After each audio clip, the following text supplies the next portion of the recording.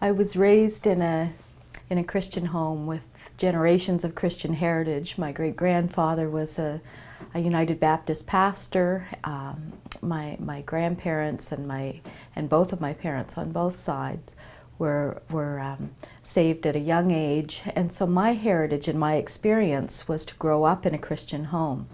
That has wonderful advantages for which I'm very thankful. There are probably a few disadvantages as well, because it can be a challenge as a young person growing up to imagine any other kind of life besides the life that you've known, that has been in sort of a protected little shell where you grow up knowing that God loves you, that God forgives you, that God has a plan for you. And it becomes sometimes a little bit easy to take that for granted and not to understand perhaps the importance of listening to God and understanding that this relationship needs to be very personal and needs to be about me and not about my heritage, not about my family, not about my church, but about me. That took me a few years to figure out. Life throws a few curveballs at you that you don't expect, and that happens inevitably for all of us, I think. For me, things began to perhaps not unravel, but become a little fuzzier and a little less clear when my children were in their teen years. And I found that they weren't responding to those types of expectations in the way that I had when I was a teenager. And I think part of that is just a function of the way that society has changed, and the way that our young people, our children, our adolescents are being encouraged to ask questions and to think for themselves and not just to accept things at face value. So they started struggling a little bit with that tradition and and accepting a lifestyle simply because traditionally that's what had been important to our family. It's not that they went through horrible rebellions, they just went through times of questioning. And what I found in myself as a mother to first adolescent and then adult children is that their questions were resonating with me.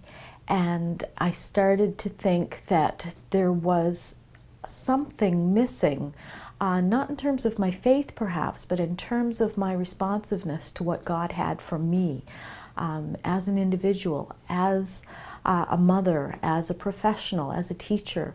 All of those things were things that had just fallen into place for me. And as my children began to question, I began to question and to seek and to think, what is God telling me personally that is a message just for me and not for anybody else? But what is happening between God and my heart?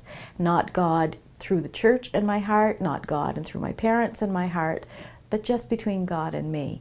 And that was a revelation for me. And it was a difficult transition as well, because it was a departure from everything that I knew, not to accept things at face value and to start looking at whether, perhaps whether it was church, whether it was board membership, whether it was the way that I presented myself in the community or to my children, whether those things were just as they should be, or whether there was something else that God had for me, that there were new perhaps perspectives that I needed to adopt. And it was a transition.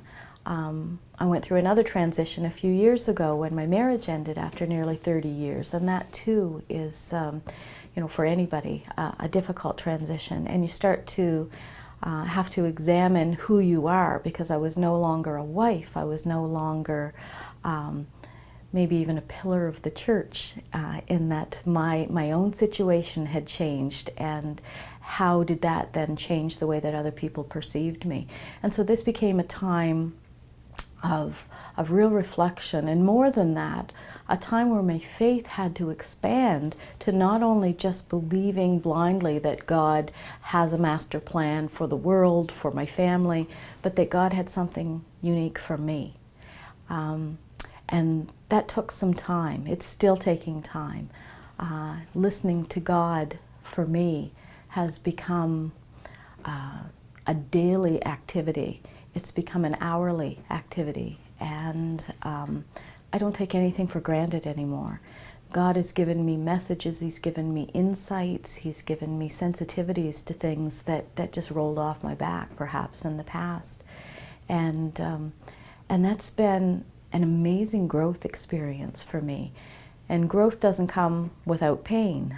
There's certainly been pain involved in all of this.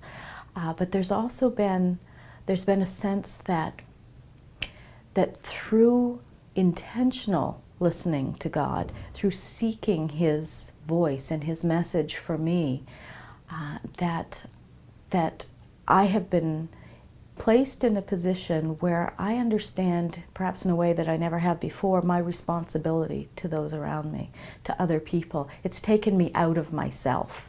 It's very easy to get caught up with your own walk and your own responsibilities and your own hopes for your future. All of these things are very internalized. And listening to God in an intentional way has made me be much more other-focused in my walk, to understand that God in me is God through me, and that God has things for other people, to offer other people through me. And wow, what a responsibility that is, but what a privilege as well.